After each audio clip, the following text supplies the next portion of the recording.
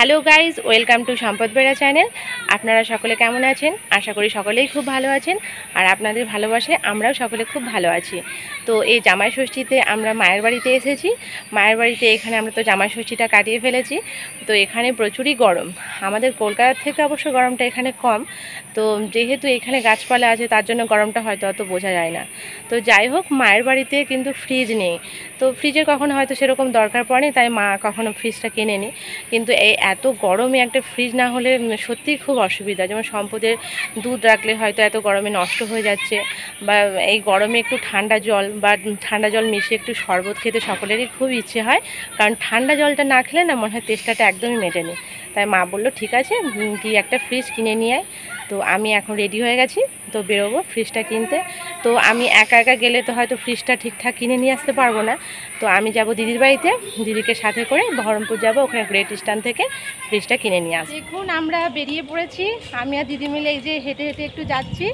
সামনেই main road আছে, ওখান থেকে টোটো বা অটো ধরে নেব, আর তারপরে 10 মিনিট বা 15 মিনিট লাগবে, আমরা বহরমপুরে পৌঁছে যাব। এই যে মেন রোডের কাছাকাছি চলে এসেছি, কারণ দিদিদের বাড়ি থেকে মেন রোডটা একদম 5 মিনিটের হাঁটা পথ। তো চলে এসেছি, এবার আমরা অটো বা টোটো এখান থেকে নিয়ে নেব।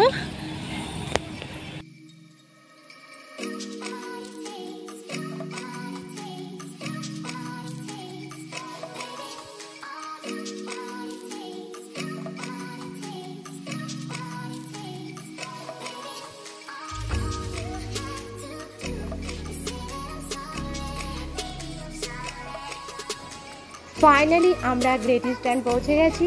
দিদি আর জামাইবাবু সামনের দিকে প্রথমে প্রবেশ করলো তারা, আর প্রথমেই ঢুকতেই এসির কালেকশন ছিল, সেগুলোই আমরা দেখছিলাম। আর যেহেতু অতিরিক্ত গরম, তো এসি তো একটু দেখছিলাম, কারণ নিতে তো ইচ্ছে হচ্ছিল, কিন্তু আমরা তো ফ্রিজ কিনতে গেছি, তাই ফ্রিজটা তো ওপরতলায় ছিল। তারপর আমরা ওপরতলায় গেলাম, সেখানেও ফ্রিজের বিভিন্ন রকমের কালেকশন ছিল, তো আমরা অনেক রকমের ফ্রিজ দেখেছিলাম। আর তারপরে এই এলজির এই ফ্রিজটাই আমাদের বেশি পছন্দ হচ্ছিল, তাই এই ফ্রিজটাই আমরা দেখার পরে এটাই চুজ করলাম যে না, আমরা এই ফ্রিজটাই কিনবো। তাই এই ফ্রিজটাই ফাইনালি আমাদের কেনা হলো। তো দেখুন, এই ফ্রিজটাই কিন্তু দিদিও ভালো করে দেখে নিচ্ছিল যে কোথায় কেমন কত লিটার বা কত কি ব্যাপার থাকে, এগুলো তারা দিদি আর জামাইবাবু ভালো করে দেখে নিল। তারপরে এটাই আমরা নিয়ে নিলাম, আর ক্যাশ কাউন্টারে এই যে টাকা দেওয়া হচ্ছে, টাকা দিয়ে ফাইনালি আমাদের এই ফ্রিজটা কেনা হয়ে গেল।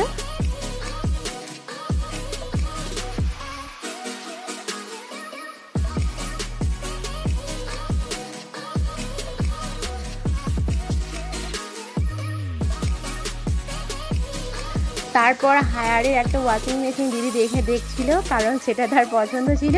তো যাই হোক, সেটা কেনা হয়নি, তো যেহেতু ওর মনের ইচ্ছে ছিল কেনার, তো অন্য সময় কেনা হবে, তো সেটা একটু দেখছিল। তারপর আমরা নিচতলায় চলে এলাম, সেখানেও বিভিন্ন রকমের এলইডি টিভির কালেকশন ছিল, সেগুলো একটু সেই টিভিতে বড় স্ক্রিনে যেহেতু চলছিল, তো সেগুলো একটু দাঁড়িয়ে একটু দেখলাম। তারপর আমাদের সকলে মিলে বেরিয়ে গেলাম।